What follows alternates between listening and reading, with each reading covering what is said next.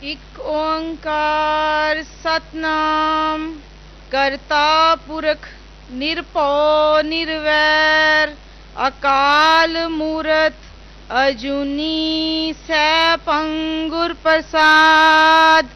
परम सत्कारयोग साध संगत जी, वाहेगुरु जी का खालसा वाहेगुरु जी की फतेह। आज जो विचार मैं आप जी दे नाल सांझे करने हन उसका विषय है आनंदमयी परिवारिक जीवन। जगत गुरु श्री गुरु नानक देव जी महाराज ने समाज नूं यह गल समझा दिती कि संसार विच रहिंदियां होइयां मनुखा जीवन तां ही सफल हो सकता है जे दीन अते दुनी दो थम्मां दे सहारे मनुखा जीवन दा महल उसारिया जावे। जिसने दुनी त्यागी वह भी दुखी होया ते जिसने दीन त्याग्या वह भी भटकदा ही रहा। भगत कबीर जी फरमांदे हन, कबीर दीन गवाया दुनी स्यों, दुनी ना चाली साथ, पाए कुहाड़ा मारिया गाफल अपने हाथ। किसी सिख ने श्री गुरु अर्जन देव जी नूं बेनती कीती कि सच्चे पातशाह, जदों असीं आत्मा ते परमात्मा दे मिलाप लई अपना कुटुंब अते परिवार त्याग के जंगलां विच जाण दी तैयारी करदे हां तां गुरु नानक पातशाह जिहा करन ते पाबंदी लगाउंदे हन। फिर सिख दी आत्मा ते परमात्मा दा मिलाप किवें होवे? जो जवाब श्री गुरु अर्जन देव जी महाराज ने दिता वो श्री गुरु ग्रंथ साहिब विच इस तरह दर्ज है, मात पिता भाई सुत बनिता इन भीतर प्रभु संजोया। भाव कि वह परमात्मा माता पिता सस सोहरा अते होर साख संबंधियों के रूप विच तेरे घर विच ही मौजूद है। इसीलिए सिੱਖੀ विच सर्व धर्म में गृहस्थ प्रधान का विधान लागू किया गया है। श्री गुरु नानक देव जी फरमाते हैं, सतगुर की ऐसी वडियाई पुत्र कलत्तर विचे गत पाई। आनंद कारज तो बाद आनंदमय पारिवारिक जीवन किवें प्राप्त हो सकता है? इस गल का उत्तर श्री गुरु अमरदास जी महाराज रोजाना आनंद साहिब विच दिंदे हन। आनंद आनंद सब को कहे, आनंद गुरु ते जानिया। भाव गुरु दसी जीवन जुगत अनुसार जी के ही परम आनंद की प्राप्ति हो सकती है। परिवारिक जीवन शांत ते सुखा भरपूर बतीत करन लई श्री गुरु जी ने कुचज्जी सुचज्जी सुहागण दुहागण गुणवंती आदि विषयों ते बाणी रच के जीव रूप इस्त्री का मार्गदर्शन किया है। इस रूहानी संदेश नूं संसारी रूप में ढाल के आदर्शक पति पत्नी बन के इस मनुखा जीवन नूं परमात्मा विच अभेद करन दी ट्रेनिंग असीं इस परिवारिक जीवन विचों ही लैनी है। गुरु साहिब फरमांदे हन, पेयड़े शो सेव तू सोरड़े सुख बस, गुरमिल चज अचार सिख तुद कदे न लगे दुख। आनंदमय परिवारिक जीवन के निर्वाह लई पहली शर्त है कि पति अते पत्नी का सुभाव आपस विच मिलदा होवे।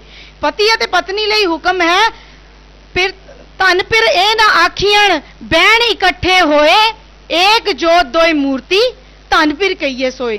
श्री गुरु नानक देव जी महाराज ने मर्द प्रधान समाज विच इनकलाब लियाते हुए पत्नी नूं भी पति दे बराबर का दर्जा दिता है ते पति दी ड्यूटी लगाई है कि पहला अपनी सियानप अते लियाकत नाल अपनी पत्नी दा मन जिते। तन धन फिर भावे तां फिर भावे नारी जियो। उथे पत्नी नूं भी इहो हदायत है, फिर कर सोहे नार जे फिर भावे जियो, झूठे बैण चवे काम ना आवे जियो। पति लई गुरबाणी विच मिठा बोलन दा बयान है, मिठ बोलड़ा जी हर सज्जन स्वामी मोरा, हो सम्मल थकी जी ओ कदे ना बोले कोरा। ते पत्नी लई भी यह हिदायत है, गुरमुख सदा सुहागणी फिर राखिया उरतार, मिठा बोले निव चले सेजे रवे पतार। पति अते पत्नी ने उच्चे सुच्चे आचरण का धारनी भी होना है। गुरु साहिब का उपदेश है, कर की नार त्यागे अंधा, पर नारी स्यों काले धंधा, जैसे सिंबल देख सुआ बिकसाना, अंत की बार मुआ लपटाना। उथे पत्नी लई भी यह हिदायत है, टुंडेन दिए सुहागू तो तनकाई कोर, जिना नाओ सुहागणी तिना झाक ना होर। आनंदमयी पारिवारिक जीवन निर्वाह लई पति पत्नी ने दुख सुख समय एक दूजे का साथ देना है। जा सुख ता शोर आवियो, दुख भी संभाल होए, नानक कह सियाणिए इव कंत मिलावा होए। आनंदमयी पारिवारिक जीवन निर्वाह लई जिथे पति ने अपनी सियाणप नाल पूरे परिवार नूं एकता दे सूत्र विच परो के रखना है, उथे पत्नी ने भी अपनी सियाणप नाल पूरी परिवार दी एक चंगी सलाहकार भी बनना है। गुरु पातशाह दा उपदेश है, बत्ती सुलखणी सच संतत पूत, आज्ञाकारी सुगर स्वरूप, इच पुन्नी मन कंत स्वामी, सगल संतोखी देर जठानी, सब परिवार माहे श्रेष्ठ, मत्ती देवी देवर ज्येष्ठ, तानसो ग्रह जित प्रगटी आए, जन नानक सुखै सुख बिहाए। सੱਸ ਅਤੇ ਨੂੰਹ ਦਾ ਰਿਸ਼ਤਾ ਕਿਹੋ ਜਿਹਾ ਹੋਵੇ, ਇਸ ਗੱਲ ਦਾ ਜਵਾਬ ਸਾਨੂੰ ਗੁਰੂ ਤੇਗ ਬਹਾਦਰ ਜੀ ਦੇ ਜੀਵਨ ਇਤਿਹਾਸ ਵਿੱਚੋਂ ਮਿਲਦਾ ਹੈ। ਸੱਸ ਹੋਵੇ ਤਾਂ ਮਾਤਾ ਨਾਨਕੀ ਜੀ ਵਰਗੀ, ਨੂੰਹ ਹੋਵੇ ਤਾਂ ਮਾਤਾ ਗੁਜਰੀ ਜੀ ਵਰਗੀ। याद रहे कि माता गुजरी जी के घर इक्को एक पुत्र श्री गुरु गोबिंद सिंह जी का जन्म ब्याह तो पूरे 34 साल बाद होया, पर माता नानकी जी ने कदे अपनी नूह माता गुजरी जी नूं मंदे बोल ना बोले, ते ना ही नूह ने कदे अपनी सस माता नानकी जी नूं किसी किस्म का कोई उलांभा दिता। जे अज दियां पढ़ियां लिखियां बीबियां भेखी पखंडी साधुओं के मगर लग के जंतर मंतर छड्ड के कागज दियां आटे दियां देवियां नूं पूजण दी बजाए सचमुच दैवी गुणा दी मालक गुरु सुपत्नियां दी जीवन तो सेध लै लैण तां साडा इह परिवारिक जीवन सचमुच आनंदमयी बन सकदा है। सस सोहरा दिओर दराणी जेठ जठाणी आदि रिश्ते नाल प्यार सत्कार किवें कायम रखना है, इस गल दी सेध भी सानू गुरबाणी विचों प्राप्त हुंदी है। पर जे बाई चांस सस सोहरा दिओर दराणी जेठ जठाणी लड़ाके मिल जाण तां पति पत्नी दा की फर्ज बनदा है। गुरु अर्जन देव जी इस बारे सेध दिंदे हन, सस वरायण नानक जियो ससुरा बादी जेठो पोपो लूहे हब्बे पस बुनेंदे बतन जा मैं सज्जन तू है। हुण सारे रिश्तेदार भावें खाक छाणदे फिरन पर पति पत्नी दे सुभाव विच कदे कुड़त्तन नहीं आनी चाहीदी। हुण अगे पिता दा की फर्ज है, गुरु अर्जन देव जी फरमांदे हन, जैसा बालक भाए सुभाई लख अपराध कमावे कर उपदेश चिड़के वो भांति बोहड़ पिता गल लावे पिछले ओगण बख्श ले प्रभ आगे मार्ग पावे। जे बालक गाहे बगाहे गलतियां करता रहे तो पिता का की फर्ज बनता है? सब तो पहली गल कर उपदेश पाप प्यार नाल समझावे, चिड़के वो भांति जे कदे झिड़कना भी पवे तो संकोच नहीं करना चाहिए, बोहड़ पिता गल लावे मुड़ के फिर प्यार नाल गल ना ला लेना चाहिए है। घर विच पिछलियां गल्लां नूं इशू नहीं बनाना चाहिए। अगे हुण माता दा की फर्ज है, सुत अपराध करत है जेते जननी चीत ना राखस तेते।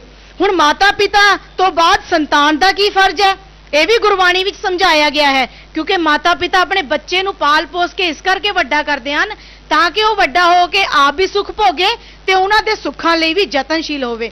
गुरु साहिब फरमांदे हन, ज्यों जननी गर्भ पालती सुत की करे आसा वड्डा होए तन घाट दे कर भोग विलासा। पर अज साडे समाज दी यह बदकिस्मती है कि असी ना ही माता पिता ते ना ही संतान गुरु दसी जीवन जुगत अनुसार जी के आनंदमय जीवन निर्वाह लई यतनशील हो रहे हैं। इहो ही कारण है कि साडे समाज विच बिरध आश्रमां दी गिणती दिनों दिन वधदी जा रही है। चंगे पढ़े लिखे बच्चे अपने माँ बाप नूं चुक के बिरध आश्रम विच दाखिल करा दिंदे हन, माता पिता उत्थे ही तड़पदे तड़पदे अपनी जीवन लीला समाप्त कर दिंदे हन। बेवफा ते कर्मकांडी बच्चे उन्हां दे मरण तो बाद वरसियां वरीने करके जलेबियां दे लंगर ला के कर्मकांडी होण दा सबूत दिंदे हन। ऐसे भुल्ले पटके लोकां नूं फिटकार पांदे होए गुरु पातशाह कहंदे हन, जीवत पितर न माने कोऊ मुए शराद कराही पितर भी बपुरे को क्यों पावे कौआ कुकर खाई। सो अंत विच मैं इन्ना ही कहांगी कि साडा ये समाज सचमुच एक आदर्शक समाज बन सकता है ते साडा ये परिवारिक जीवन भी आनंदमय बन सकता है जे असी गुरु पातशाह जी दे इन्हां पावन बचनां नूं अपने जीवन का आधार बनावांगे। मैं सतगुर सेती पिरहड़ी क्यों गुरबिन जीवा माओ, मैं गुरबाणी आधार है गुरबाणी लाग रहा हो, भुल गलती ले खिमा परवानो जी फतेह। वाहिगुरु जी का खालसा वाहिगुरु जी की फतेह।